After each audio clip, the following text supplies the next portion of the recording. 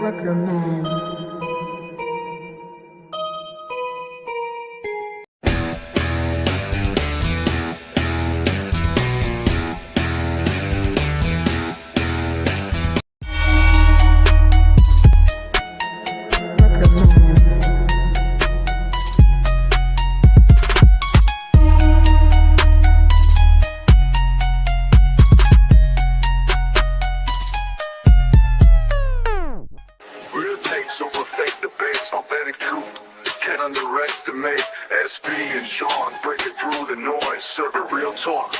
Genuine choice. No pretense, no hidden schemes.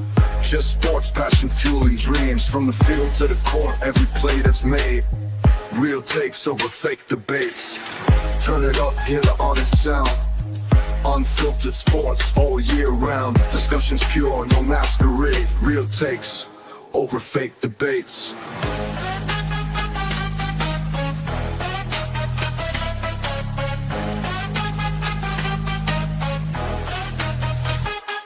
Turn it up.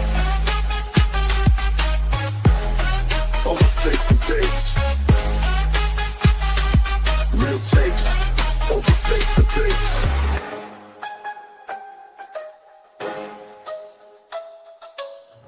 Real takes over fake debates. And we are live. Sbtalksports and Sean Webb, real takes over fake debates. We back in with that episode. Sean, what's going on? How you feeling today, brother? Doing good, SB. How you doing this Monday? I'm doing good. Doing pretty good. Cannot complain at all. We got a lot to impact today because a lot of things have been going on this past week when it comes to the NBA world, and also we got some stuff in the USC world. And the NBA draft is Wednesday. Stay posted on that. We might be going live for that.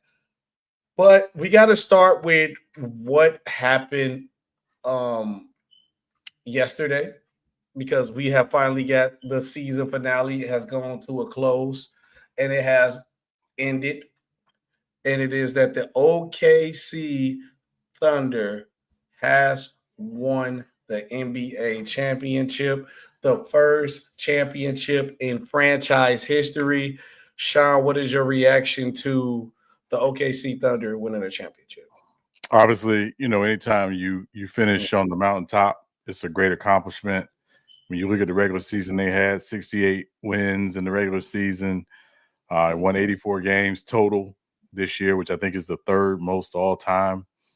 When you talk about the combination of playoffs and regular season, obviously having, SGA, the most valuable player, having Jalen Williams, who, obviously all NBA and all defensive team, Chet, a rising young, star, big man.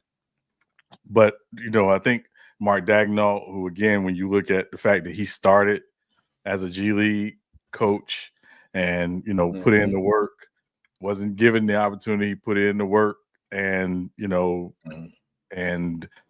rewarded their faith in him. And then when you talk about Sam Presti, and we often talk about Sam Presti, we talk about probably the best GM in the NBA in terms of his ability not just to build a roster, but to make sure that they have the resources from, a pick and flexibility standpoint to continue to build a roster. This is how you do it. And I think they're the model right now in terms of how you want to, build a team. Making smart trades, making smart moves. Alex Caruso was an undrafted free agent. They saw the value in him. They made the Giddey trade to get him. Obviously, Isaiah Hartenstein, was a big. So, it's just they are very much, the model franchise. And I know, we're talking about OKC right now, but also we got to give shout out to Indiana. In my opinion, this is the best finals. I'm going to say the best, the best, 6.5 games in the finals that we've seen in a long time. The second half of last night obviously was tough. We know why though. We know why, but that said, Oklahoma City, put in the work, and again, they should celebrate this and enjoy it. You know they are going to. You know that. Yeah, that you got to. It's the first one. It's the first one. His first one, and I know people are going to talk about the Seattle one, but you know Seattle is not Oklahoma City, and you know, and that franchise obviously, you know, is a little different. It's a little different, but Oklahoma City really in a lot of ways, and I'm not saying they are an expansion franchise, but they are kind of an expansion franchise, and so yes. you know, so you know when you look at you know again what they've been through, obviously they had their early run with KDE and Russ and James Harden and Serge Ibaka and all those guys, you know, moved on via free agency or trade, and they've been able to, you know, kind of reset and retool. And so, you know, from a basketball perspective, they're a great team to watch. They play for each other. They're down for each other. They commit defensively, and there's no ego with their best player. All he seems to care about is winning, and you know, so again, a lot of ways, I think they are, you know, the new model franchise for the NBA. I definitely look at them as like the model franchise for the NBA. First of all, before I say what I'm saying, I have to be honest. I have to be honest with Sean. No, for a while I have been on Sam Presti, saying he has to get the job done. He making all these moves. He done had what this is going to be his fourth MVP. He had three technically, but four because Harden was an MVP caliber player. And I just said you can't have this much talent running in and out through your program and you don't finish it off. Sam Presti said, "Okay, I'm gonna play chess with it. I'm gonna raise you up even more. I'm gonna make another MVP, get him, and secure my future. So when my team actually gets good, and if it's just so happened to be that my team is too young, we just need one more piece to get over the hump, I got the pieces to do it. Oh, and if my team is good enough to win, now I can just do whatever I want to do now. So just in case we get caught with the second apron or we got to spend all this money, I still have enough assets to add on to my team. Or I can just draft another great player again too. So, and I think until at least the next 5 years, 6 years, they got like 14 picks, maybe, or like close to 10. They got a lot of picks. So I'm just thinking just like perfect example. If OKC would have lost this year, right? And even though KD probably wouldn't want to go there, but they had the ability to say like, because the only thing with OKC I think would have been a problem was like we just need another shot maker next to SGA. Can easily go get Kevin Durant and probably won't lose nothing significant on that team. Can easily go get Giannis.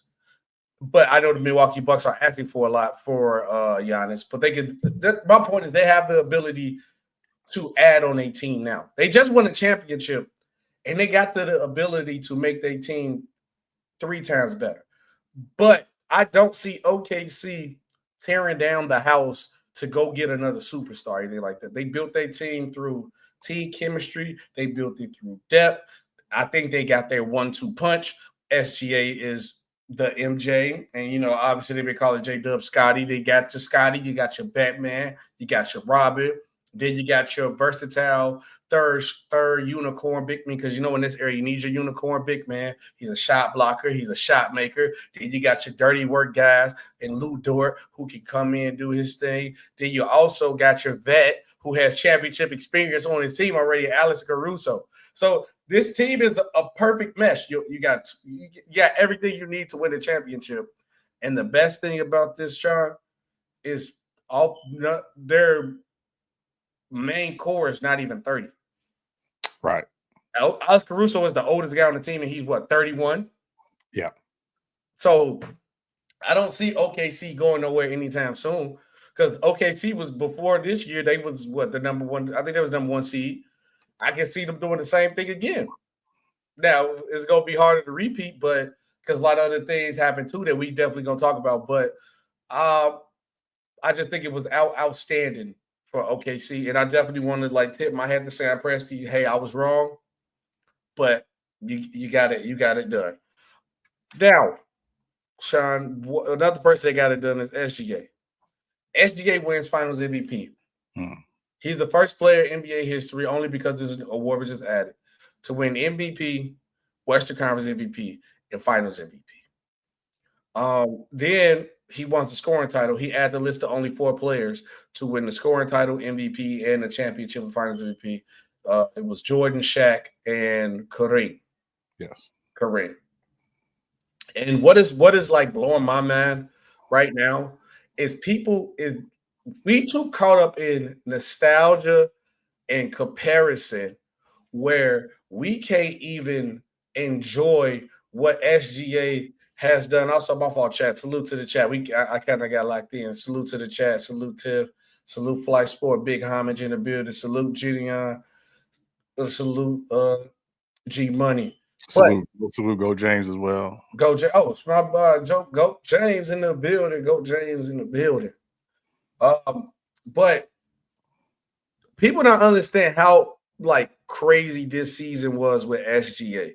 Like, this is one of the best seasons that we could see from a player. And we need to appreciate it because we too busy looking at nostalgia for, that ain't Kobe. This ain't Jordanish. He ain't Jordan. Nostalgia's gonna kill y'all. And I'm gonna tell y'all right now, this was a Jordan-esque, Kobe-esque, whatever you want as season. It was that. This man averaged 30 plus, led the league in scoring, led his team to the #1 seed in the Western Conference, went through the Western Conference, won Finals MVP, and played up to his standard. During this time, he played like an MVP. He did not fade away in the moment. And for all y'all, get out of here with the free throw merch stuff. Anybody go to free throw merch stuff? He played the style of play y'all wanted to play. Mid-range, he attacked the mid-range, attacked the basket, sliced up the defense. How y'all wanted. He wasn't a 3-jacker at all. He didn't live and die by 3 like boss. They play basketball. But do you think that's what's killing this too, like the comparison and the nostalgia? Because it's like you can't even you not realizing how great this season was because of it. Like people was really not understand how great this season was. Yeah, I mean, comparison can be the thief of joy. Mm-hmm. Sometimes you just gotta live in the moment, enjoy the moment, because you don't get it back, right? After Oklahoma City won last night, guess what? They woke up this morning, they got a championship to defend. Yes. Because that's how it works. So, enjoy the moment last night, but the work begins now. Yes. And, and so, because they know they're going to have 29 other teams, gunning for them next season and gunning for the crown. So, sometimes I think just from a fan perspective and just as a viewer perspective, we just got to do a better job of just enjoying the moment because it doesn't last forever. No, it does not. And so, I hope Oklahoma City enjoys this. Their fan base, again, they got a rabid fan base. If you turn on their games, it can be a Tuesday night in Oklahoma City and they are loud and it is rocking. And so, they should hopefully enjoy this. But, not that this Oklahoma City, but I mean, what else you gonna do it? What else you gonna do in Oklahoma City?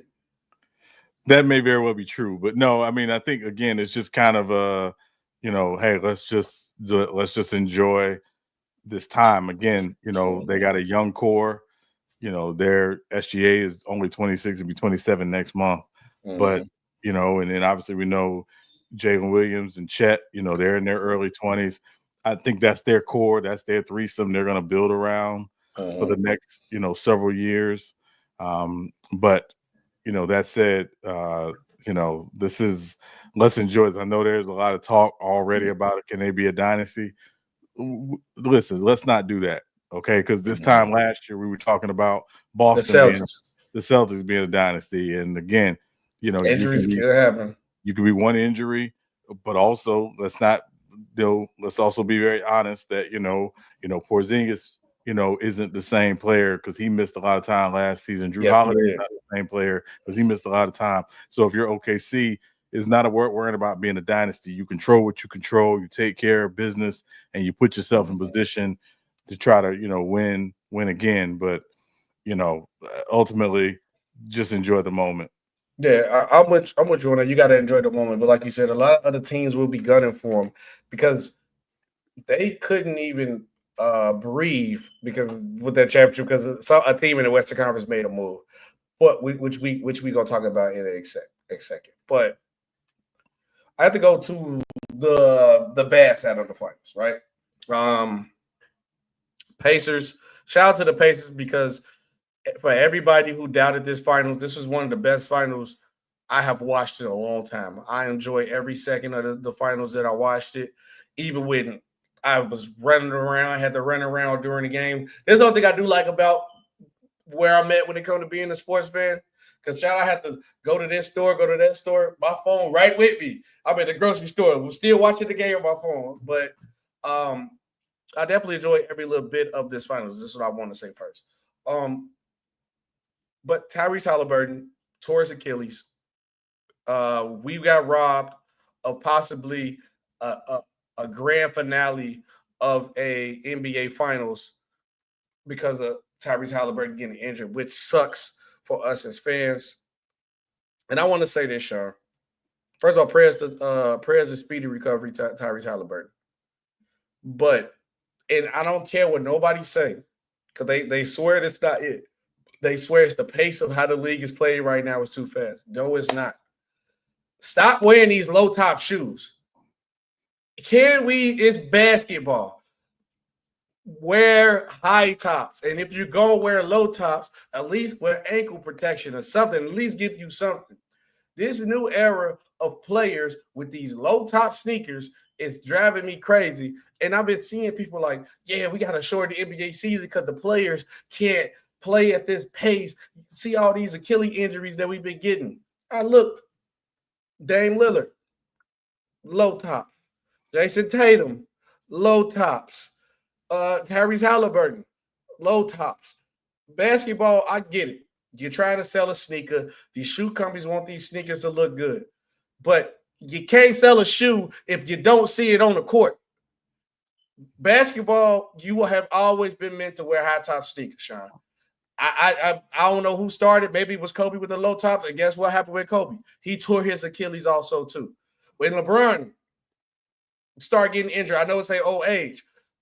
He started wearing low top more, especially in LA. I just think it's the shoes to me, Sean. Am I wrong? I ain't no doctor. Before anybody say you ain't no doctor in the chat, I ain't saying I'm a doctor. I understand, but I think it's these low top sneakers. Yeah, I agree with you, SB. I think the sneakers have a lot to do with it. Obviously, but also listen, if you had a calf strain, any calf injury, strain, tear, anything like that, you have to be so careful because it puts so much more pressure on the Achilles. Mm-hmm. So, and I understand Haliburton, he understood the risk, right? It's game 7. I'm not mad at him for playing. It's game 7. Yeah, you got to play. I mean, he's been, dealing with it really for some time. And obviously, if this were a regular season game, he would not have played. I'm almost certain he would not have played. But because of the stakes in the moment, you never know if you're going to get back there. So I understand it.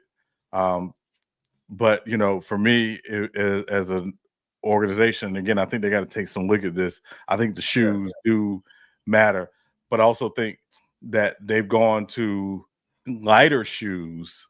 That too.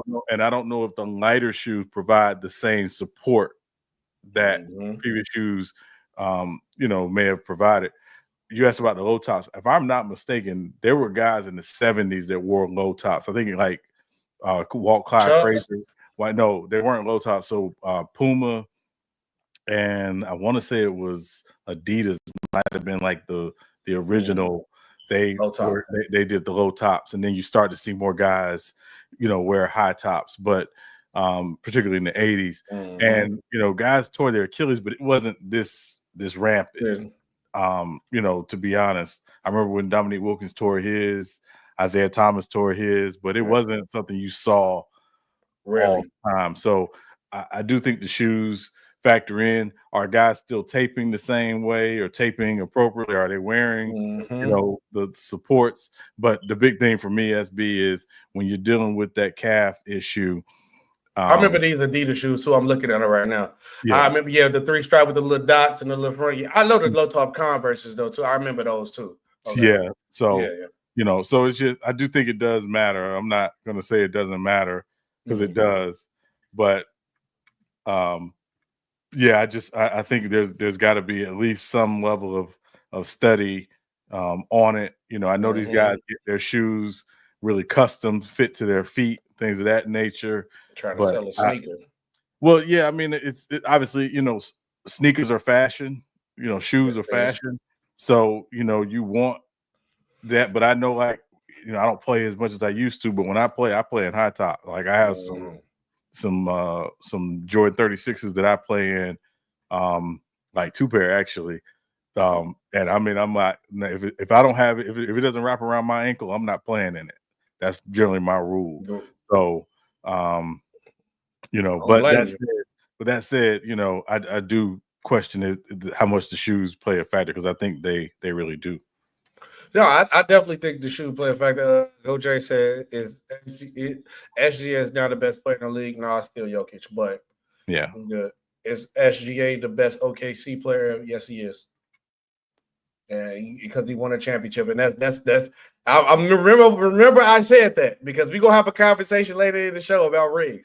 Yes, SGA is the best OKC Thunder player ever of all time because he won a championship. Now, with Haliburton getting injured, this sucks. The Pacers, I think this just like changed the dynamic of what the Pacers might do. Now I don't know for sure if they sign back Miles Turner, because I think like if they won, or at least Haliburton is not hurt, and knowing how the Eastern Conference is gonna look, I think you probably bring him back. Then you got Tatum, he's out. Then you got Dame, that's the Bucks out the way.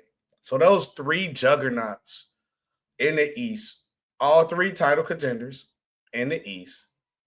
And Sean, the Eastern Conference is wide open. I think if you are an Eastern Conference team and you are contending, or you're close to the contending for a championship, this is the year where you go all out, because the East is wide open. So if the Knicks think they one move away, make the move. Well, they got to get a coach first. The Orlando Magic, the Desmond Bane move looks better today than it did when you kind of did it, but I still think you gave up too much for Desmond Bane. But then at Orlando Magic, I believe now have a legit chance to make the finals, or at least make it out the East. You got the Cavs. What can you do to add to the team and double back? I think the Cavs need to be looking out there for a move and be willing, Sean, to say, if it's a better point guard available, bigger point guard available, I should say, or another move, and you go get another point guard for cheap, like Alonzo Ball, I'll be open to trading like a Darius Garland. If the Knicks, if you can add another star, be open to look to move Bridges or OG. But I kind of like how the Knicks is. Usually add more to the bench. And the Magic made their move. The Heat, I know y'all missed out on KD, yo Heat. But hey, be looking for another guy if you could get a guy, because if Jimmy Butler was still on the Heat, and I said this to you before the show, Sean, if Jimmy Butler was still on the Heat right now, you guys would be my dark horse to make it to the finals, because how wide open the East is. But am I wrong for looking at it like that? I think if you close to a championship, I think this is the year you need to go all out in the East, because the East wide open. You got no Pacers, no Celtics, no Milwaukee Bucks in your way. I think all out is relative. I think all out depends on two things. One, where your roster is right now. Mm-hmm. Secondly, is there a legitimate move where you don't deplete your entire depth in order to get the player back you want? Mm-hmm. Because again, if we didn't learn anything from this particular NBA Finals, these were deep teams. Yes. And so, that I think is going to be kind of how teams, again, because it's a copycat league, how teams are going to look at, do we go 9? Can we go 9 or 10 deep? Legitly go 9 or 10 deep. So I think that's going to be part of it. So all in, if you feel like there's one move that you have to make to do that, certainly. But I believe there, in all honesty, most of these teams in the East, and also, again, couple that with the CBA. Yep. Because, again, what you can't do is put yourself in a position where you're a second apron team and you're not able to really have any roster flexibility at all because the second apron is essentially a hard cap. So, so I think we got to keep that in mind. But that said, if you feel like there's one move and you have the pieces to make that move, I say do. I send the second apron for 1 year. This year, if I'm an East King. Now listen, and again, I think you kick the tires, right? You do what you can to see what you can make the move. But again, what you don't want to do is deplete all of your depth to make because again, what you can't do is be, a top heavy team with no depth because you're not going anywhere. We've seen that. Yeah, so hey, we'll chill, by the way. He said the Bulls go with it our next chill. We know. So we'll see. But yeah, I think it's just honestly, SB, it's just a matter of it's got to be competitive flexibility. That's the marching orders for all 30 teams now. Can you put together a competitive roster that gives you flexibility to make changes if you need to? Yeah, and honestly, I'm gonna say this. I still think they can add a player to this one team that G Money said. If I had to put a dark horse or a team that I probably wouldn't want to play, is that Detroit Pistons. Detroit Pistons would be my dark horse. Well, I know we have our remaining off-season prediction videos coming out, and I have a move for the Pistons that I think they should make. And please, if you want to know, check out our off-season prediction videos coming very soon. Yeah, please. First of all, please check out the off-season prediction videos because me and Sean predicted 2 trades in the preview. I like to say myself, the Desmond Bane trade, I called it verbatim, word. I think only thing I did different, I had Isaac in the trade because I figured they wanted to move Isaac's contract, but I had Desmond Bane going to the Orlando Magic for Cole Anthony, a pick, Isaac, and or KCP or KCP. I said KCP or Isaac. So I'm gonna be real. And then Sean called the Houston Rocket trade, and I think you said you called it with the Jalen Green and Dylan Brooks too. So yeah, check out our prediction video. We got the Central Division and the Northwest. That'll be next. So we're gonna have both of them ready for y'all tomorrow. He said, if Ivy and Beef still out here to Detroit is scary. Yeah, guys, we gotta wait to see what's going on with Ivy though. But we talk about the Eastern Conference, and like you said about the OKC Thunder, you won last night. Now today starts I gotta defend my championship. And like I said, Sean, they couldn't even first win it. They couldn't even win the championship if somebody already locking and loading suit up. Because first of all, Rick Carlisle was pissed off, by the way, because they painted the bus before the game had it ready. So they just guaranteed their championship. And that's why I was hoping that Tyrese Haliburton didn't get hurt. I mean, I wish he didn't get hurt, but it sucks. But during that time, that news came out. I said, OKC bold. Next thing you know, I say, whoa, what's going on? Kevin Durant was traded to the Rockets for Jalen Green, Dylan Brooks, and the first round pick for this year, I think it's 10, if I'm right, 10, and 5 second-round picks. Unless one of them 5 second-round picks become like Nikola Jokic or Draymond Green, they get a sneaky guy, then this might be one of the worst trades ever. But until then, we just have time to see. Like with the Paul George, we got to wait and see. So the Rockets already retooled and ready to go against the OKC Thunder, which they going to have that target on their back. So I want to see how this young core adjusts when now you're the champion and everybody circling you on the calendar. And also, Adam Silver, give the OKC Thunder more national TV games. They are the champions. They better have the most national TV. It better not be the Lakers over the OKC Thunder, which we know is still going to be the Lakers. But, Sean, what is your reaction to Kevin Durant getting traded? What do you grade this trade for both sides? Also, did you see Kevin Durant's live reaction when he got traded during the interview and everybody went crazy? I did see it, SB. Obviously, it's a very good move for the Rockets. If you watch the Rockets this season, yes, they were the second seed, but they were really kind of I don't want to say a smoke and mirror second seed, but they were kind of a smoke and mirror second seed. They were. Because if they had one glaring issue, well, 2 glaring issues, they could go through these scoring droughts in games, and they didn't have a legitimate closer. No. And so, even before the trade deadline, we kept saying, hey, they got to make a move. I think they got to make a move. I thought they would be in on Jimmy Butler. Obviously, that didn't come to fruition. But they get Kevin Durant. And for those that, are saying, Phoenix got screwed or anything like that, let's go ahead and put this out here right now. Phoenix didn't have any leverage. They did. They had no leverage. Every NBA team that they were talking to, knows good and well that Phoenix had to trade Kevin Durant. So they weren't going to give up the farm to get Kevin Durant. Salute to perfect. He said Rockets got fleeced. So, and for those that, say, oh, okay, well, why trade Jalen Green?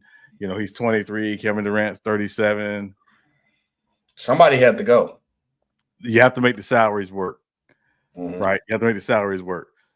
Jalen Green, one of the reasons why the trade can't be consummated until July 6th is because that's when Jalen Green's extension starts. Mm-hmm. So the combination of Jalen Green and Dylan Brooks gives, the Rockets the ammunition they need to make the KD trade from a contract perspective. Mm-hmm. But I also want to say this may be a bit of addition by subtraction because, again, when you look at the Rockets, they got some young guys that didn't always get consistent rotational minutes just because it was a numbers game. Yep. So someone like Jabari Smith, I think, will have obviously a more definitive role next year. He'll probably be starting at the 4.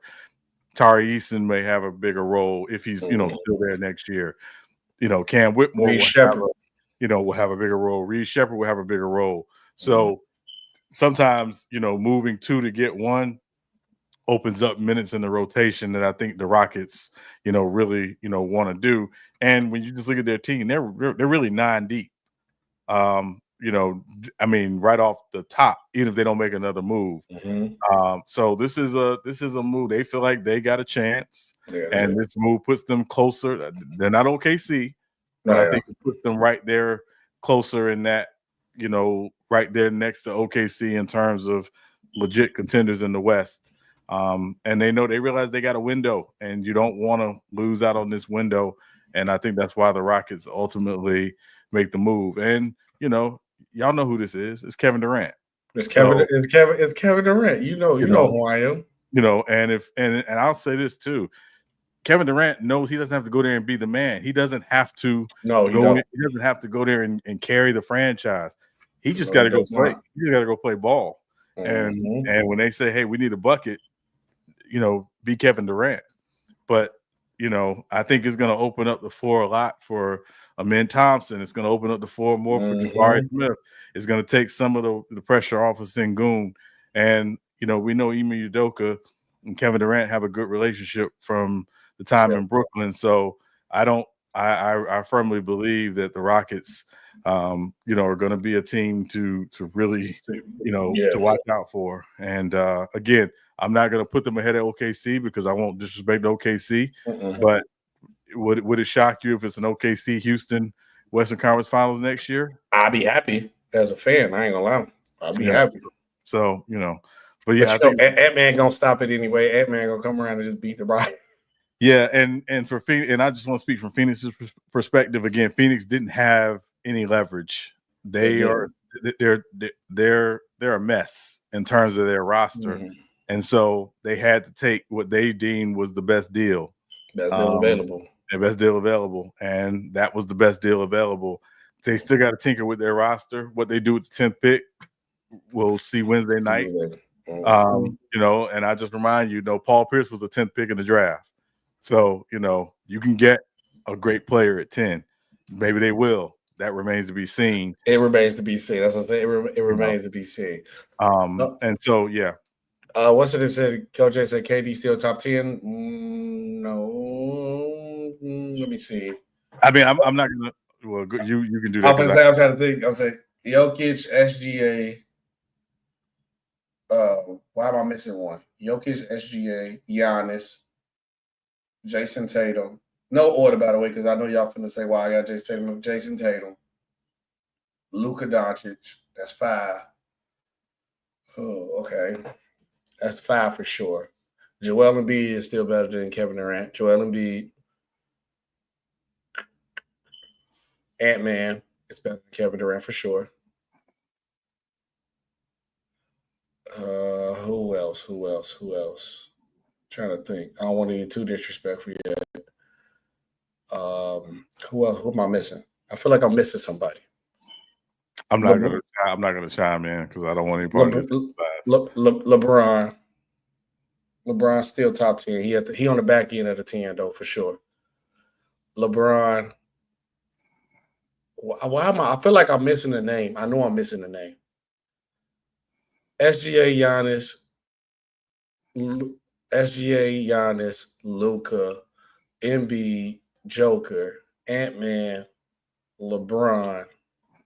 Maybe he might be. Oh, Steph Curry. There you go. Steph Curry. I'm disrespectful. Steph Curry, yeah. If KD is at the top 10, he 10. He like 10 maybe, but he's still close. Jalen Brunson. Is Jalen Brunson better than Kevin Durant right now? Look, Sean said, I'm not being involved. Sean said, no comment. Sean said, no comment. All right, Sean, give me. Is Haliburton better than KD? Okay, no comment. Okay, cool. All right, we're gonna move on. Well, speaking of LeBron James, we got something we really have to talk about. First thing first, I want to say is I thought the Man of the Game podcast was going to be more X's and O's and not chase narratives. And I guess LeBron James has learned quick that you can't talk basketball without talking narratives. At some point, everything ain't going to be X's and O's. On this Man of the Game podcast with new co-host Steve Nash, who possibly is going to get a coaching job soon. You know, that's how you get your coaching job, go through Man of the Game. LeBron said he doesn't understand the obsession with ring culture.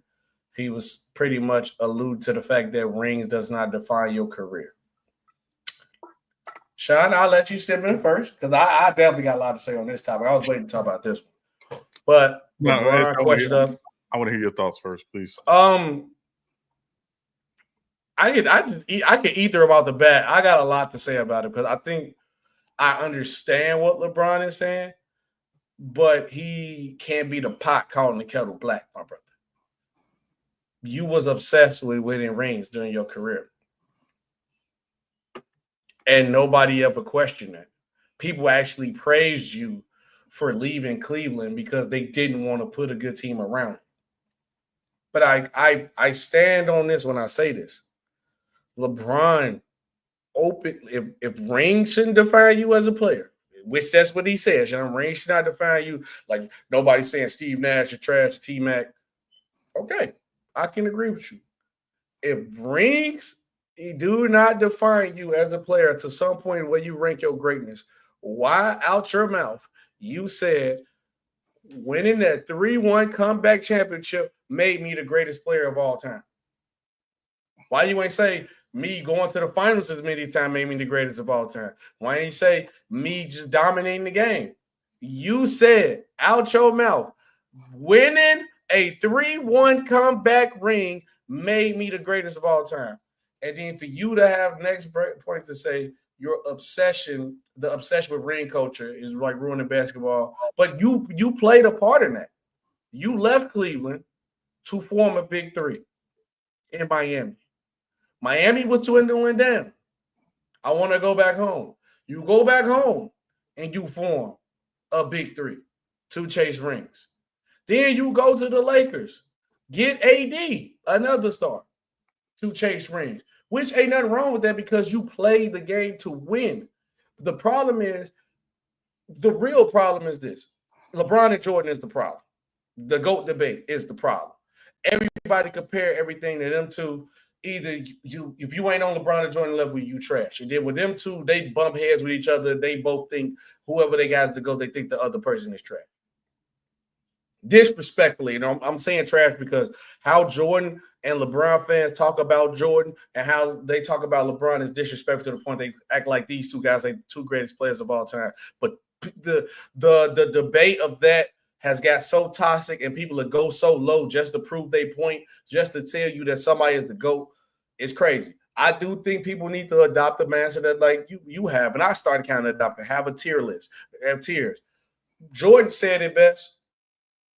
It's not fair to rank nobody off if they didn't play against each other. And we should rank people off their errors because there's no way you can fairly compare Bill Russell to Michael Jordan, LeBron to Kareem, or Wilt Chamberlain. You know what I'm saying? Because even them accumulating all their stats is not the same. Everything about is different. I understand that you shouldn't call nobody trash, but also winning does matter. What you do in your career does matter. Because I could have sworn Tracy McGrady got left off the top 75, and T-Mac is one of the most talented players of all time. He ain't win no ring. But in that same token, you got a player like a Dame Lillard who don't have a ring, who made it, but he had clutch moments in the playoff, had winning moments. It's a balance out of it. It's only time it gets absurd and get out of proportion and get toxic is when it comes to the GOAT debate. That ruined basketball. LeBron James and Jordan Vance ruined basketball, how we look at basketball today, and also ESPN and debating. I'm gonna be real with you. Debate culture ruined basketball because they can't even just enjoy. Everything got to be a debate. Everybody got to be a comparison.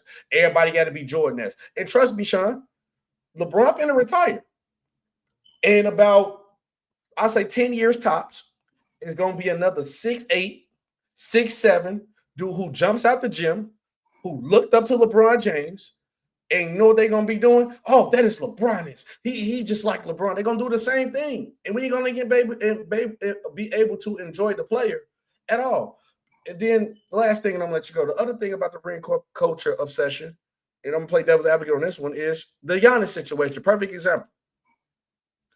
Stephen A. Smith said if Giannis don't win another ring, his career is a failure. How this man got MVPs, Defensive Player of the Years, all that.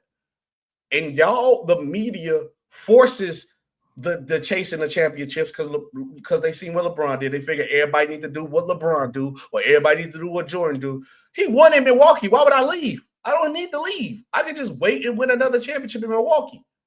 If not, he just get one. Dirk only got one. Why everybody don't have to hop team to team to team to team? Jason Tatum, who should be labeled as the face of the league, had one of the most successful runs of winning. You don't praise him. He's been in the Eastern Conference Finals since he touched the league, but nobody talks about that. But winning, but you always say people obsessed with ring culture. How? We got one player, they don't praise him at all. Only time the thief of joy comes from this, and when it's these two players involved, the dude behind me and the other guy, LeBron James, and it all stems from the GOAT debate. It has ruined basketball. I digress. Go ahead. So can I just say real quick, sometimes the right message can come from the wrong messenger. It'd be like if Dr. Umar told you should marry your baby mama. Like, actually, he did say that. Right. But you didn't marry yours. So, right. You know what I mean? Like, okay, yeah, I understand that. And I'm not saying you're wrong, but why didn't you marry yours? Why didn't you marry yours? Yep. Either of yours. Okay, so sometimes the right message can come from the wrong messenger. I agree with you on that. LeBron is correct. Rings are a team accomplishment. Yes, they is. The problem is when you say I instead of we and me instead of us, you make it because an individual ring culture. Perfect example, not to cut you off the stage. When he said, did he say when the Cavs came back 3-1, they made me to go? Or did he not say when I came back 3-1, they made me to go? Did he not say that? Like, what are we talking about? That's a fact. But go ahead, I digress. But keep cooking, please. Right. So that's when I hate to hear guys say, well, I got 5 or I got 6 or I got no. Did you get them by yourself? No, he did not. And again, this is where we have to be better. And you notice when we talk about winning, we don't just put it on an individual. Yeah, you're a part of it, often maybe even a big part of it, but you weren't out there by yourself. No. Right? So this is why I think ring culture has gotten where it's gotten, is because we've taken the game from talking about team to individual. And when we talk about individual, particularly all-time great individuals, everybody wants to point to how many rings they have. Mm-hmm. So I'm not saying LeBron is wrong. I'm saying he's the wrong messenger because of some of the things that he said previously. And again, when you say, as you eloquently put, SB, when you say, I came back from 3-1. Mm-hmm. That asked, so, and I'll see a couple of y'all comments. I want to address some of them too. Yeah. And again, go ahead. I'm sorry. Go ahead. No, salute Blue Ball in the chat. But go ahead, Sean. Yeah. So, but I'm not saying this just about LeBron. I'm saying any guy who says I in a team sport, I have a problem with, because you're not out there by yourself. You and I talk all the time, SB. Mm-hmm. Tom Brady, for you, is the GOAT. Yes. For many people, he's the GOAT. People say he's the GOAT. Why? Winning. The 7 Super Bowls. Yes. What I will always push back on is Tom Brady's great. Tom Brady's not the greatest I've ever seen play the position. He's just the greatest when it comes to winning at the position, which is why I call him the GOAT. The GOAT. The greatest winner of all time at the position he is. But also, this is where I think, and again, I'm not saying basketball is football because it's two different sports, but this is why I'm very adamant about when you talk about team and you're talking about a team won. When the Thunder won last night, SGA wasn't on the podium by himself. No, the whole team was up there. The whole team was there.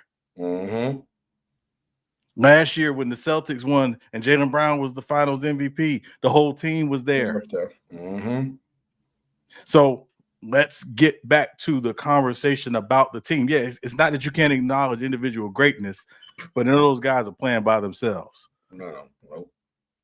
Right? We got to do better about that. And I think that's where and again, I'm going to say the media has gotten so far away from talking about team because they don't really know how to talk about teams because they don't know how to talk about the game. They're not talking about. I told you what ruined it. Him and GOAT debate. LeBron, that's all they're not talking about. Spin the narrative why I think he would go or he would never be number. Why are we still having this conversation? Right. And I believe that is the problem. And then Blue Ball says, salute Blue Ball. He said, salute SB and Sean. I disagree. I think you misunderstood. No, I understood exactly what he's saying. Like, he just got to be held accountable. Nobody said, like, I agree with Sean. Nobody said LeBron was wrong. Me and Sean didn't say LeBron was wrong. It's just that, like, he probably not the right guy to send that message, bro. When you look at his career and you look at the things he done and you look at the things he has said, he's not the guy that should be saying that at all. At all. He's just not. He's, like you said, right message, wrong messenger. Because his career, he's literally, his career has been that. Or surrounded by ring culture. You said he beat the best team in NBA history. That's why. And Tyler, that's not true. Tyler, we push back on that. If they're the best team in NBA history, why didn't they win a championship? Exactly. And then they literally became a better version of that same team the next year when they added Kevin Durant. And you can't sit here with a straight face and tell me the 73-9 Warriors is better than the Kevin Durant Warriors. Please argue that in the chat. I wish you would say that because you know you're lying. He was just saying championship shouldn't define you as a player. If that's the case, Bill Russell should be number one. We agree. And then if you want to have the basics, and let's play that role real quick. If you want to legitimately, and it has been on wax, and I have said this before, when you want to just generalize, take air attacks out the way, and you generalize what it means to be the GOAT, the greatest player of all time, dominance of your era, winning, pretty much dominance of your era and pretty much winning and being that impactful player. Bill Russell is the GOAT when you generalize it, yes. But nobody's going to say that because they tax him from his era and how things were set up.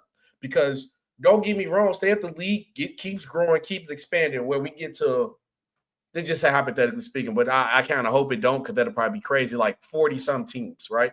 40 teams. That'll be crazy. But let's just say the playoffs expanded to a whole nother round. You don't think that generation of that era in 2070, 2080 would be like, man, Jordan and LeBron championship trash because they only had to do 3-4 rounds, or this round was this. That's literally the only reason why Bill Russell was really getting taxed as much, because he was literally 1-round championship. That's it. It's just the more and more the game grows, the more and more the game advances, it's going to be more difficult for them. But if you want to just generalize it, yes, Bill Russell should be labeled, or would be what everybody usually say. Yeah, he would be. He said, y'all spinning what he said. He said, just because you don't win a ring don't mean you can't be in the same conversation with somebody who did that. All he said. Okay, right? And I guarantee if I ask you what's your top 10 right now, I guarantee every player in your top 10 has a ring. So you can't say that like the people can't be in the same conversation when nobody puts you in conversation if you don't win, because at the end of the day, you play the game to win. You play the game to win. At all. That's point blank period. It's nobody who has a player in their top 10, and you being generally honest, that doesn't have a championship ring. When it matters to an extent. It shouldn't be the end all. Rings come into play when like, okay, this player A is great, this player B is great. And everything else is the same. They awards everything the same. But when you look at player A, he throws up at the moments. He didn't win the championship, and in the playoffs, he dropped. Player B, he rose up to the occasion. He played well, and he got a championship. You're gonna get a nod to the other player, even though everything else could be top to bottom the same. But that winning will be the end all. That'll be the last thing that tilt them over. He said he's talking about ring should determine who's better player. Yeah, no, you're agreeing on that. The most basketball fan. Oh yeah, no, 100% bandwagon. Yeah, and can I say this real quick? You know, we don't hate LeBron. Like, I don't hate LeBron. No, right. My whole thing with LeBron has been I just don't want to see him win more than he won in Miami. That's it. I know why you had. I even said this too, though. Like, to be honest, like when you talking about basketball as a player, I think Jordan had a better career than LeBron James. I still think that. But I said this all the time before. LeBron James, when I'm talking about just playing the game of basketball, is the greatest basketball player I ever seen in my life. Period. I have never seen a guy who played great this long. I never seen a guy who added more to his game the longer he kept playing. And then his first version of himself, he adjusted because the killer instinct, shoot like Kobe. He was like that in the beginning. When he went to Miami, learned how to win, he adjusted his game to that. I never seen anybody 6'8", 260 pounds, run down the court and dunk the ball, to run back down the court and block the shot, then come down, run the offense, then come tell somebody this what you should be doing on your play. This I'm telling you your whole playbook script. And I can admit that. Like, you'll be crazy if you don't think at some point, and it's not no stats, it's not because LeBron gets the greatest stats and all that stats of all time.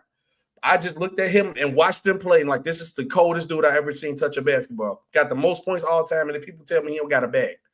But at some point in time, it's going to be another guy who have grown up watching LeBron. It's going to end up being better than him too.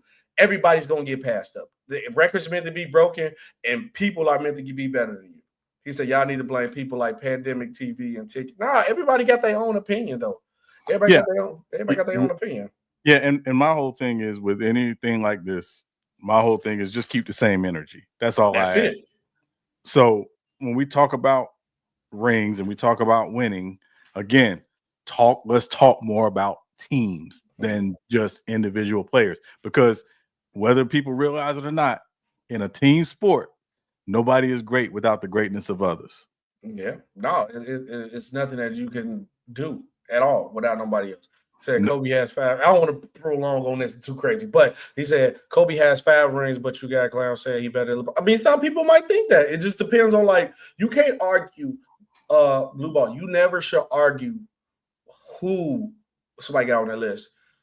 Debate their criteria, because if they criteria got Kobe as the GOAT, that is what it is. Because everything with sports is just like emotional. He said that's cap. AI has no ring. AI was my first favorite player. You know, I love AI. That correlation and constant. Come on, come on, Sturdy. You know what I mean. And he said, I have him at 10 for me. Who? Allen Iverson? What's your criteria? That's why I would ask, what's your criteria? He said, Cook OG.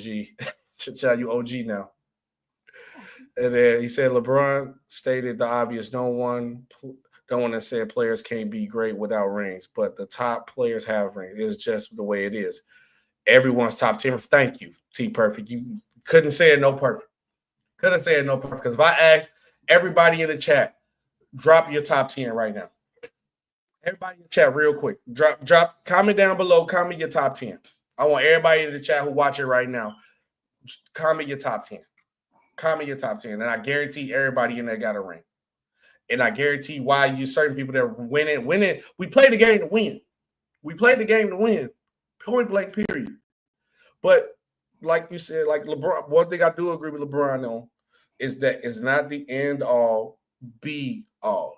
But I do think, like I said, if players are lined up neck to neck, then you add that factor. Because I think one of the greatest players that all time is, and I ain't gonna lie, Sean, I'll be a slight little petty because the LeBron and Jordan debate is like irritating to me. I said Tim Duncan might go now. And you can legitimately make a case for it.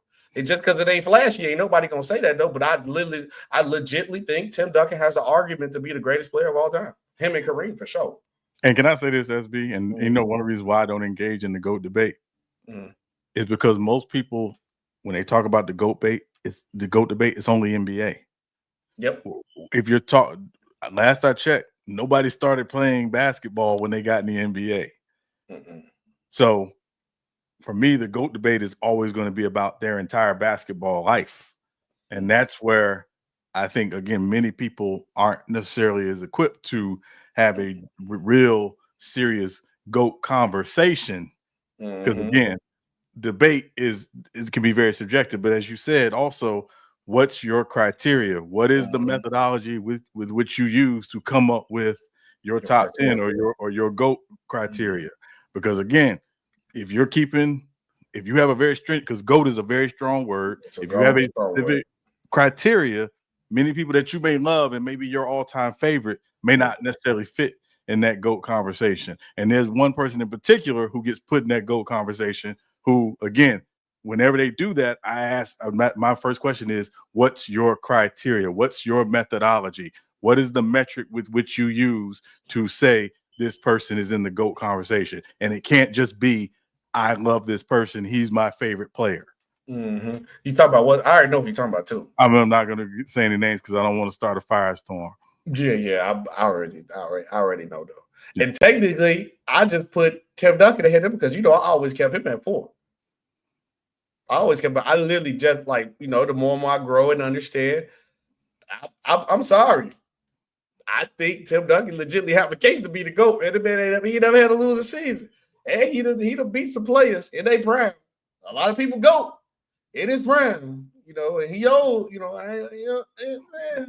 but he said it can be the year 2060 and people will still have Jordan as the GOAT. Jokic and Giannis will be in the top 10, and these old guys got to get out of here. Hey, trust me, I'm gonna tell you this because I got something to say to the second part too. In 2060, nobody will be saying Jordan is the GOAT because back then, what the old people used to say? Ain't nobody better than Oscar Robertson, Jerry West, Bill Russell, Wilt Chamberlain. And you see they slowly dissipate because everybody get older and it's a new crowd that comes through. Because I guarantee you, a lot of people that we got in the top 10 now, most majority of people top 10 be Jordan, LeBron, Kareem, Kobe, Duncan, Shaq, Magic, Bird, Hakeem, Wilt, Bill, Russell, like that, right? Those older guys are going to keep fading out. Like the Magics, the Bird's going to fade out. The Hakeem's going to fade out. It's going to be the Giannis's, the Jokic's. People just, you got to really understand. It took a long time. People had to, even with me too, people had to have that uncomfortable conversation. Steph Curry is the top 10 player all time. He's in that conversation. And a lot of people didn't want to accept it. It's going to get real uncomfortable because when somebody comes through the door, somebody got to come out the door. Or you could just stop stressing and do what Sean do. Just rank them by tiers. Then when you do a tier list, nobody got to leave. And you could just have your tier 1, tier 2, tier 3, and then you just have a bracket of players. But if you go by the top 10 and 10 is your limit of standard, the league is going to keep growing. The players are going to keep getting better. You're going to have that uncomfortable conversation and move somebody out. I already moved somebody out, man, for Steph Curry. And if you really want to know, man, it's definitely between Wilt and Hakeem Olajuwon. I'll let you pick who got put out for Steph Curry. Because Steph Curry just that deal. You said I got Tim Duncan at 4. I got Timmy at 5. Respect that. It's common S tier, top 10 players of all time achieving the established primarily individual contributions to winning, not resulting in winning structure. Brother SP. No, Sturdy, I get what you. I totally got it, but we're not saying that LeBron is wrong or nothing with the ring thing. But if I ask you, Sturdy, what's your top 10 right now? Somebody gonna have you. They gonna all have rings in it. We all know winners of the team accomplishment. But also, y'all over. I didn't even want to say this point because that's why I didn't want to linger this conversation. Y'all overvalue individual stats that's voted on by the media. Y'all don't want to open that conversation vote up because then you'll tell me rings that don't matter, team accomplishment, but y'all tell me MVPs, all NBAs, or defensive players, or most valued player. And this is the voted on by media stat. And it has been shown in history where players got it just to not of popularity or because the media really rock with that player. That's the beat writer from this certain area, and they like that player. I think LeBron James missed out on a unanimous MVP because a dude voted for Carmelo Anthony. Like, y'all don't open that vote because you want to bring up individual things. You can't overanalyze anything when it comes to a team sport. You just take what it is, and you just whatever you value, that's what you value. But that's why I was kind of like avoiding it, Sean. But I open that vote if we all want to one day have this conversation. We can, because y'all overvalue media vote individual awards, and you don't want to go back and look into the 80s and 90s how stuff was messed up and how people was really voting during that time. We can do that. Trust me, we can.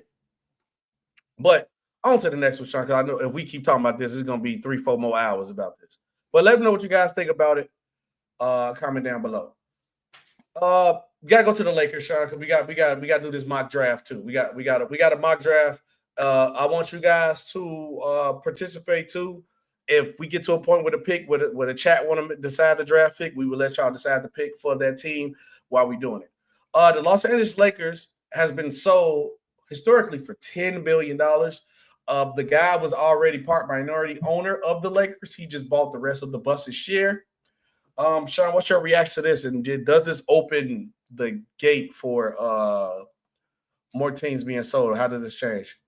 So obviously it's a huge deal for a few reasons. From the Lakers' perspective, I think what it offers certainly is a chance for them to have more disposable cash to build their infrastructure, right? So they can expand their scouting department. They can expand their analytics department. They can invest more in their facilities, practice. They can invest more in, sports science, things of that nature. Mm-hmm. So that's where I think, again, when you talk about this deal for the Lakers, that's why it's great.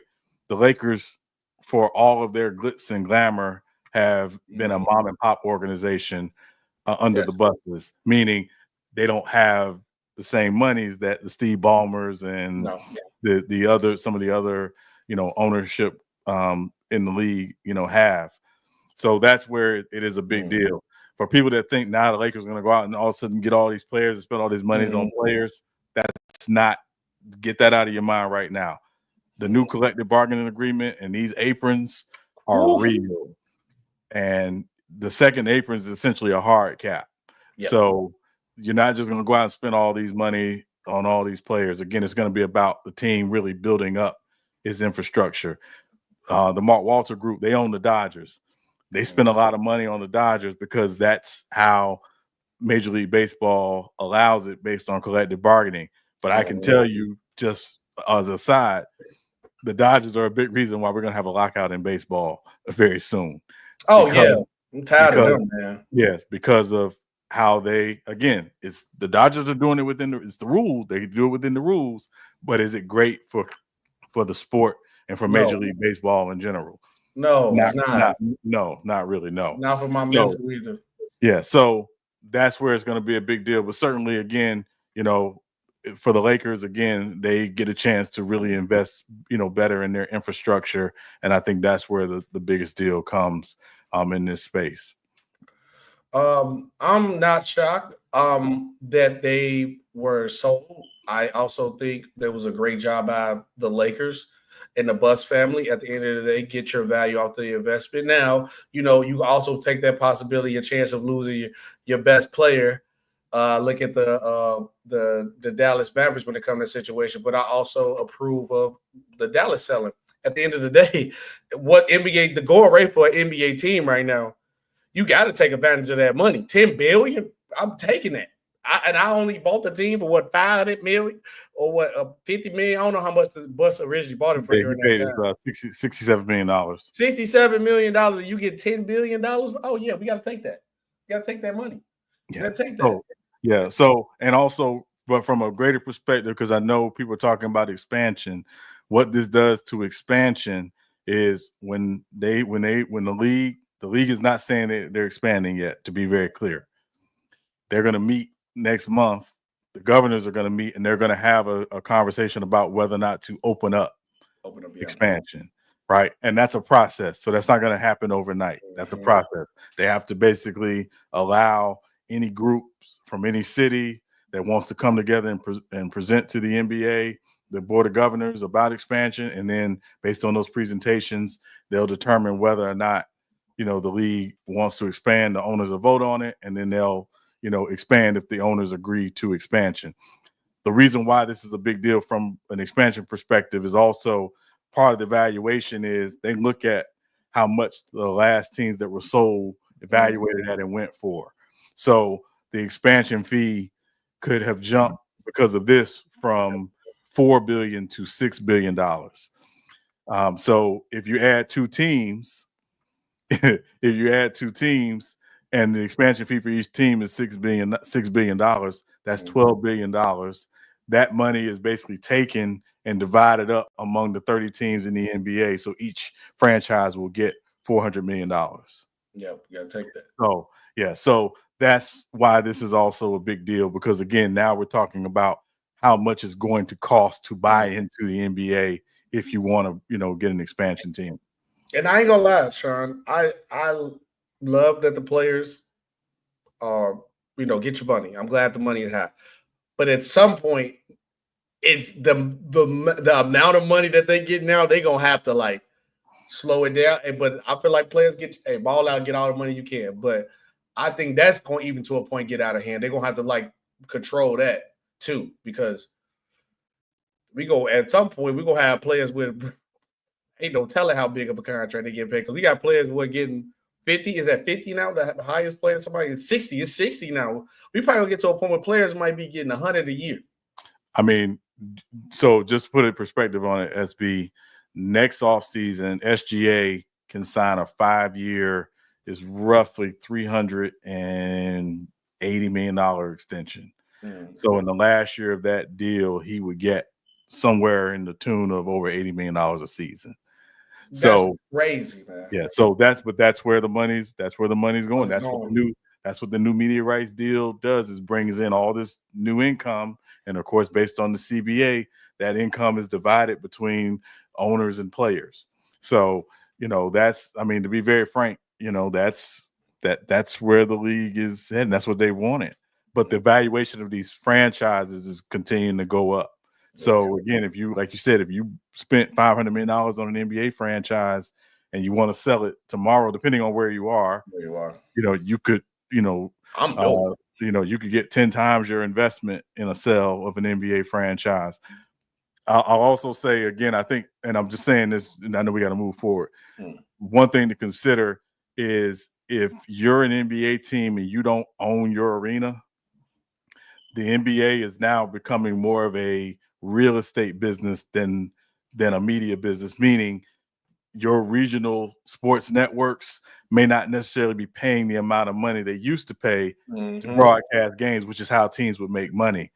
So the national media rights deal matters, but also the regional media rights deal matter. But if you own your arena, like Steve Ballmer owns the Clippers arena, he can basically make a lot of money on that arena by filling it up when there are no Clippers games. Same with the Warriors with their arena. That's where I think the new model of the NBA is going. So basically what teams really are going to want is control of these arenas so they can, that money that they're not going to make from those regional sports network deals that they used to make. Yeah, I think the Bulls own the United Center too. I think the Rams are on the United Center. I'm not sure, but I know they have a lot of different events going on. Probably not because we share with the Blackhawks. I don't know. I'm about to look that up. But Go James said, "Wait, they took the belt for Jon Jones. Jon Jones retired." See, y'all know us well because the next story is Jon Jones has officially retired. Oh man, the GOAT is gone, Sean. The GOAT, Jon Bone Jones, the greatest of all time. My GOAT. It's gone, man. And then, first of all, don't even nobody say in the chat, he did not duck Tom Aspinall. He did not duck Tom Aspinall. He did not duck him at all. Jon Jones had got in the ring with everybody. He didn't want to get the super fight that he wanted because I think he wanted one last big payday. When Jon Jones said he was chasing super fights and fighters with names, he was chasing that paycheck and he was chasing a legacy nod. Because Tom Aspinall is great, outstanding. But if Tom Aspinall fall off right now, because Tom Aspinall is hot right now, I won't say he's legit, but he is the guy and look like he can be the guy. He ended up Jon Jones fight him. Jon Jones ended up being retired. What if he didn't fall off the cliff? What does that win do for Jon Jones on his last fight?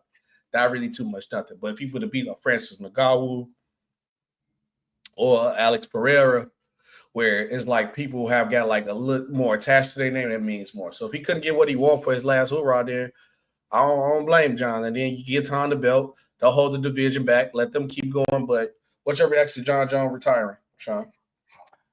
I mean, he has nothing left to prove. Honestly, really? SB, I don't have him as the UFC GOAT. I think GSP is, in my humble opinion, but Jon Jones is right there in the conversation. But that said, he has nothing left to prove, right? He dominated at light heavy. He moved up to heavy. He was able to win at the heavyweight division. And again, short of trying to get fights, to make a lot more money, there's no reason for him to continue if he feels like he wants to hang it up. He's 37. It's best to walk for a long time. Right, it's best to walk away than to be drug out or be told no more for you. And I'm glad he's going out on the way he wants to go out on his own and not being forced out. So but certainly a great career. One of the box office, whenever he fought, you want to watch, and because he was like that. And those Cormier fights stand out in my mind, definitely. And so but who's the one fight that was his classic fight with the white dude? Oh man, Miocic. I think it was that the one at light heavyweight. No, not Miocic. No, not Miocic. The blonde hair guy, the tall one. When they went at it, he almost beat Jon. You about Cyril Gain? I think so. No. Cyril Gain's not white. Cyril Gain's black. He's French. God, why am I? I'm gonna look him up. When I see it, I know his name. Yeah, you would put me on the spot with that. I put myself on the spot. I was honestly. Where is his name? Alexander Gustafsson. Gustafsson. Yes. Yes. He almost got Jon. There you go. Yep. Gustafsson. Yep. That was a good fight too. Yeah. And I remember when where was it? When I really started locking in with Jon Jones I was always like Quentin. When he beat Quentin, I was like, okay, nah, he different. Right. But when he fought Rashad Evans, when they was like they didn't really want to fight each other, then it was like, yeah, but that fight went down. Yeah, it's cuz. Yeah. Rashad Evans forever has my favorite knockout in UFC when he knocked out Chuck Liddell. Oh yeah, he slapped Chuck Liddell. It was one of the best knockouts I've ever seen in my life. Yeah. But anyway, we got to get into this mock draft simulator. If you guys want to be involved, we can definitely let you guys be involved in the chat. Let the chat pick players. Obviously, you're not trading because I got if we trade, the Chicago Bulls trading up for Ace Bailey right now. If I could do it, so but we can't. We ain't doing trade, so we go share the screen, mock draft, and we gonna get it going. Let me move this one. Should I go over here? down on. Well, I gotta move this. Give me 1 second, guys. Okay, that's a little bit better. All right, Sean, we're gonna start the mock draft simulator. I believe we are controlling teams. How you want to do it? Me, and you, or the chat? You want to get the chat the first pick? With the first pick in the draft, chat, who y'all taking? Cooper Flag. Somebody gonna probably say VJ Edgecombe. That we can knock the first one out. The flag. We go. Right, yeah. I think it's pretty much everybody knows it's Cooper Flag. Cooper Flag is the first one. Okay. Yeah. Okay, I'll go second because I want to see what you go. Well, matter of fact, no, I'm not going second because I know what you're gonna do with Philly, and I ain't gonna let you do it. So I'll go the opposite. Go ahead, it's on you. So second pick, San Antonio Spurs select Dylan Harper from Rutgers. Dylan Harper has been selected. Obviously, this player did not want to go to our workout facilities because I picked this in a way. Gonna make it interesting with Ace, so I definitely took this opportunity for Sean because I know Sean was going to pick Ace Bailey. With Joel Embiid being as injured as much as he has been, I feel like we need a big man. We got our backcourt set. So I'm going to take Kuman out of Duke, drafted him to the 76ers because Ace Bailey did not want to go to the team, and Joel Embiid has an injury history. So I have my center of the future, and Sean already told you what I'm doing with the 76ers. I really would draft Ace Bailey and trade Joel Embiid, but I don't think we can get what we want. So we got our center of the future. We looking into this season to trade Joel Embiid. But go ahead, Sean, it's on you. You're the Hornets. No, wait, the chat is the Hornets. What y'all doing, chat, with the Hornets? Who y'all drafting? The rugged players. The rugged players. Who y'all drafting, chat, at 3? Hey, don't pick Ace. Make Sean suffer it out. We go sneak Ace Bailey to 12 today. We sneaking Ace Bailey to 12. Go on, chat. Who y'all got, man? Who we taking? Who we taking? And if y'all take too long, then me and Sean gonna pick. Who you got for this pick? If you pick it here, Sean. If I'm picking here, it would probably be VJ Edgecombe. VJ Edgecombe. Okay. I was actually no Ace Bailey. Come on, Goat. Why you? Oh my God. Okay. Goat said they take an Ace. Ace Bailey is a Charlotte Hornet. Go James. I just said we trying to make Sean stall it out. We was gonna try to see how far Ace. Okay, Sean. Jazz is on the clock. Who you taking? So Jazz, obviously, they got some young talent, but they really have to take the best player available. For me, with Ace Bailey off the board, the Jazz, Danny Ainge and them select VJ Edgecombe from Baylor. VJ Edgecombe. Okay. Now for Washington, for me, I think they're a great team when it comes to big. So I'm not looking big here. The problem is, and I'm being honest, Sean, when I say this, Jordan Poole didn't turn out for what I wanted to be. Mm-mm. And when I'm looking at this situation, I'm saying I need to get somebody to replace him.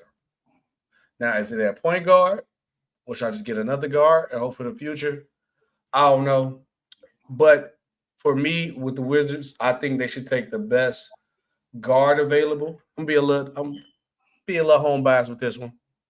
I'm taking KJ out of Illinois. And we getting rid of Jordan Poole. If this guy stands the test of time. Now hold up. That's what we doing. What you got, Sean?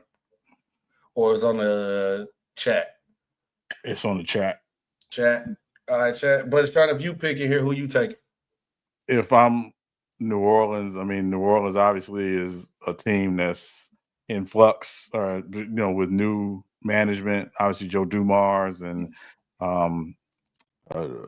Troy. Why's his name escaping me? I think Troy Daniels, if I remember. Yeah. So New Orleans, if I'm here again, best player available, best player on the board, I'm taking Trey Johnson, the shooting guard from Texas. I like this pick. I was hoping to sneak him to Brooklyn. I was hoping you want to go get him. All right. We're going to Trey Johnson. I don't think the chat said that, and I can agree with Trey Johnson. We're going to take Trey Johnson. Boom. All right. Taking this will be on you. We can just go me and you, not the chat taking too long. So, Brooklyn is on you. Who you taking? Again, Brooklyn team that's, very much, trying to just acquire talent. Not sure what was going to happen with Claxton this offseason, whether or not they move him or trade him. So if I'm Brooklyn, I'm taking Derek Queen here. Derek Queen. I think Goat was saying Derek Queen, but you got to type fast. Type the pick. You know the pick coming up. Just type it early for the pick. But we're taking Derek Queen to the Brooklyn Nets. I think with the Raptors, we just got Brandon Ingram. We got RJ Barrett, which I think he's probably going to find his way out of Toronto because I don't think there's only one basketball on the court. RJ Barrett, Scotty Barnes, and Brandon Ingram all can't get the ball in his hand unless RJ Barrett is willing to come off the bench.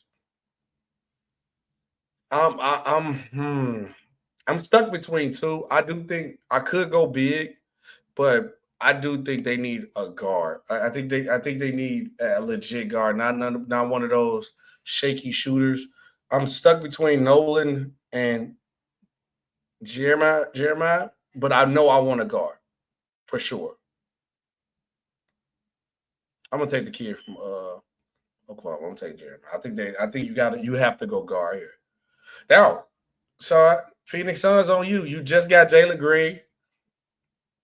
You just got Dylan Brooks. What you think you need now? So they need size. They need size in the front court, particularly at the 4 and the 5. They do not need yet another guard. A couple guys on the board here they could take. I think they could very well stay in state with this next pick. But again, I don't know if he necessarily addresses their size issue. So I'm going to take Colin Murray Boyles from South Carolina. You took my Bulls pick. You took my Bulls pick. I definitely tell you that you definitely took my Bulls pick. I want to make the Bulls pick, so I will transfer this Trailblazer pick over to you. Portland again, team that's again got some young guys. They really love Scoot, Shaedon Sharpe. Obviously got Klingon last year.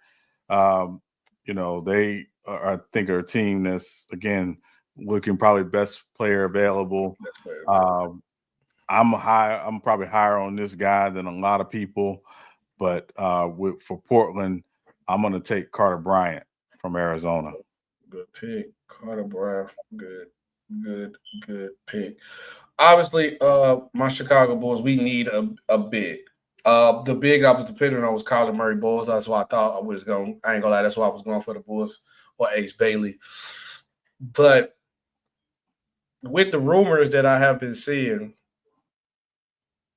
that possibly the Bulls might be moving Kobe White because they almost moved Kobe White, so they still might be in the play.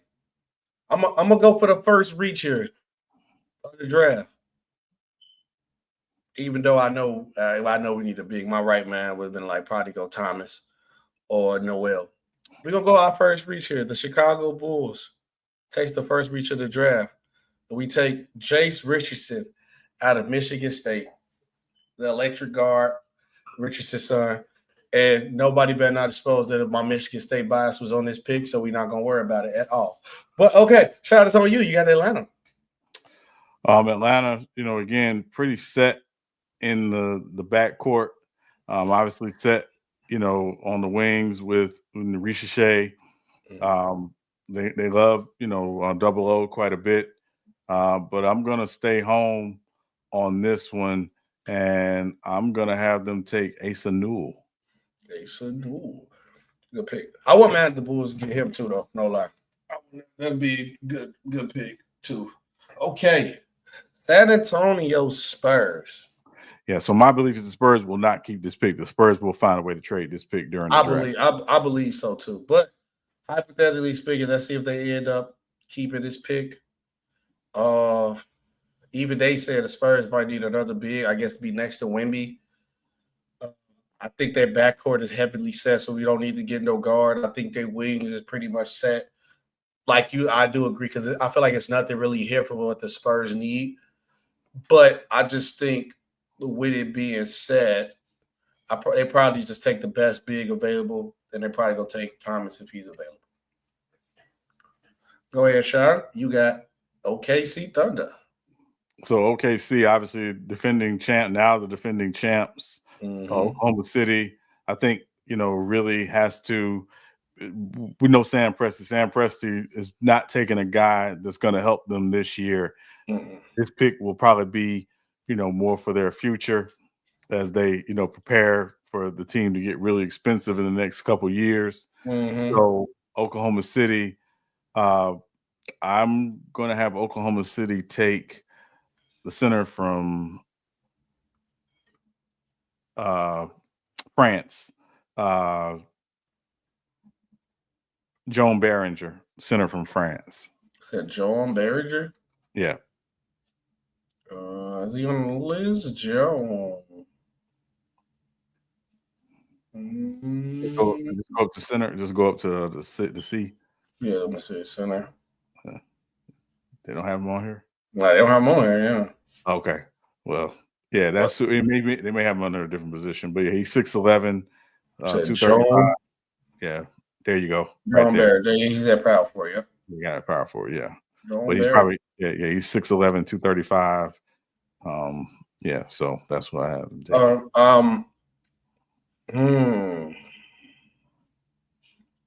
I think with this team, obviously you get rid of Desmond Bane. This next replacement will probably be for like a Desmond Bane. I got two players in mind. Obviously, the one player that's up top, Khan from out of Duke. But I'm also thinking of Liam McNeely out of UConn. Not another biased pick for me from a university that I like. But I do think you need to add somebody next to the wing position. So I'm going to take another reach in this draft. It's not the school biases in this pick, y'all. I'm thinking legitly, so don't leave me alone. I'm taking Leo McNeely out of UConn and send him to Memphis. And Sean, Minnesota, what you got? So Minnesota, again, Minnesota's really obviously in an interesting spot. Again, I think they're a team, got some talent, but got to figure out, the long-term situation with Naz Reid, obviously Julius Randle. But for them in this particular spot, I want to add some shooting to 4 spaces. So for Minnesota, I'm taking Double K out of Duke. Yeah, I was going to say, I'm going to be real with you. I don't think he's going to fall this far. I don't think he is. I don't think he either. He's not going to fall this far. He'll probably get picked no later than probably like 12, because I believe if he's still there, anybody will take him at that low. Yeah. Okay, so watch this. I got to see what we drafted earlier. We drafted a guard earlier from Illinois. Shout out him. I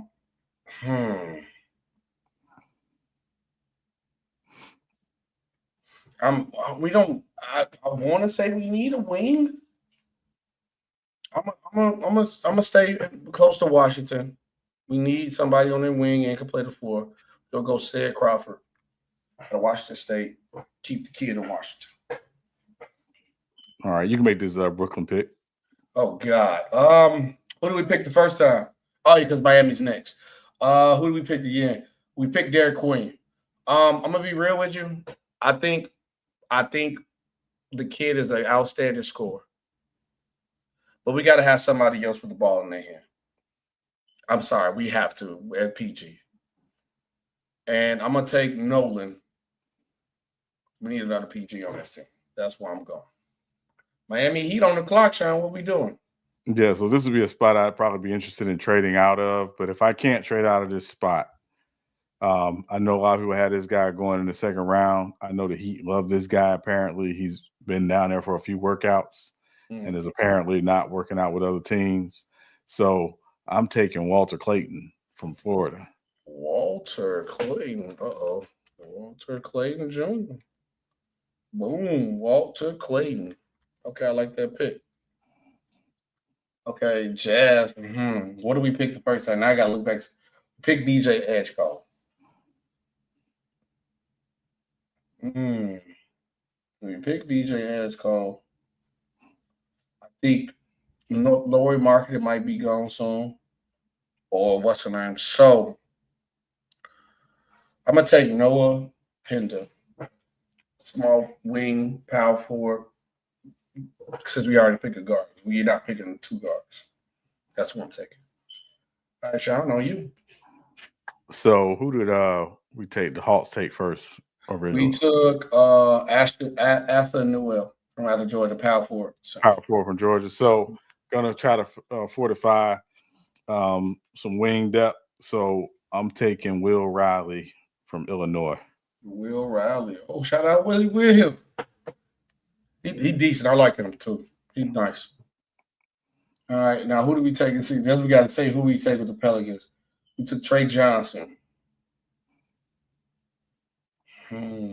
With Zion being injured, I do think we need to go big.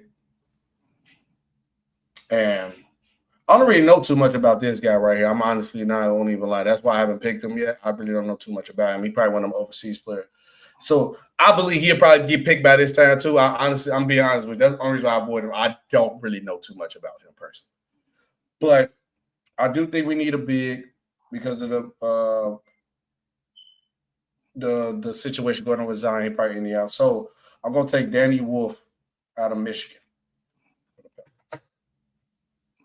You just saying the OKC Thunder.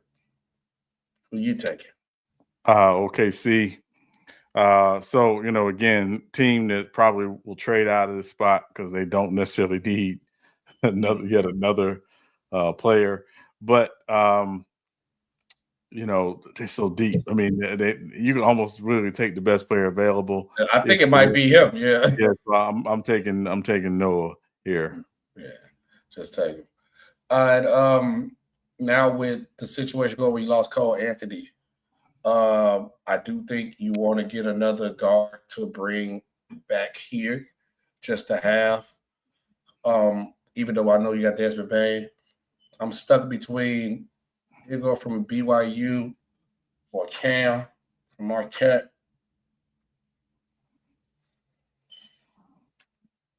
I'm gonna just go Eagle. I'm gonna go Eagle.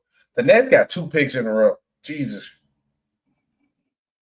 Yeah, so Nets again, just want to add and more talent. So here I'm gonna take Neat Clifford. Okay, you're gonna take Neat Clifford. Yep. And then right behind you, I just feel like we done got our real position, so we might as well get either a big or a forward. And I'm gonna take Rashad Fleming from St. Joseph. Boom. Celtics on the clock. So it's on the clock. Obviously, Tatum injury. They need to add, some more depth. They're going to probably lose Porzingis, probably lose Al Horford. I want to add a big here. So I'm taking Kalkbrenner, the center from Creighton. Kalkbrenner? Yeah, Ryan Kalkbrenner, the center from Creighton. Oh, okay, there you go. Boom. Okay, with Phoenix, I got to see what we drafted.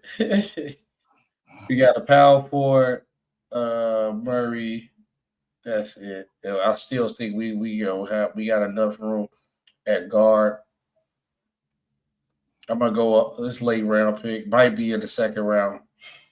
This is what the Bulls had their eyes on. That's why I know a little bit about him. Great defender, which some of the Phoenix need. We're gonna reach early and take Drake Powell out of North Carolina, the defensive specimen. Take him. I know about him because the Bulls own him back. The Bulls want him. Last pick of the draft, Sean. What you doing as the Clippers? Clippers again, just adding some depth at the wing position. So here I'm taking Hugo Gonzalez from Spain.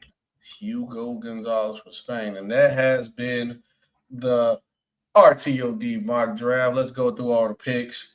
Cooper Flag, Dylan Harper, Kumar Muchla, Ace Bailey, VJ Edgecombe, Kaspar.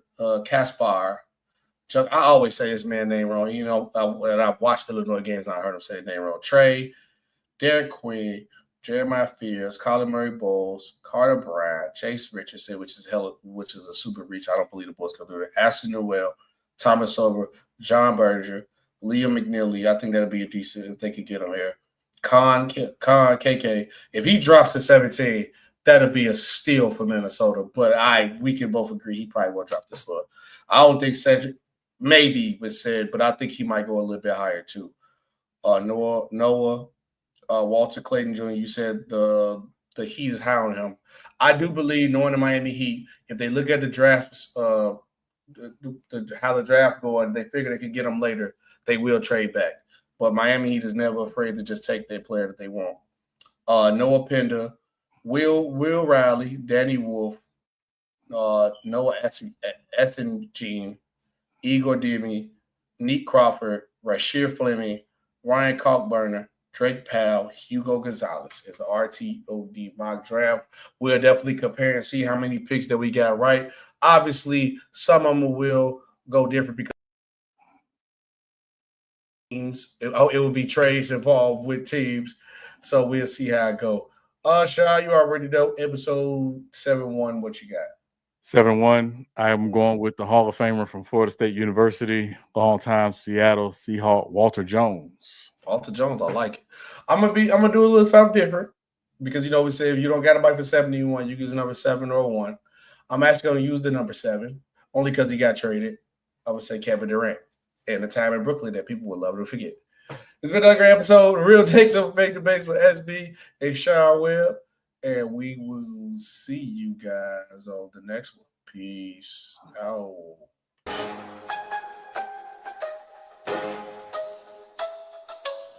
Real tapes over fake debates.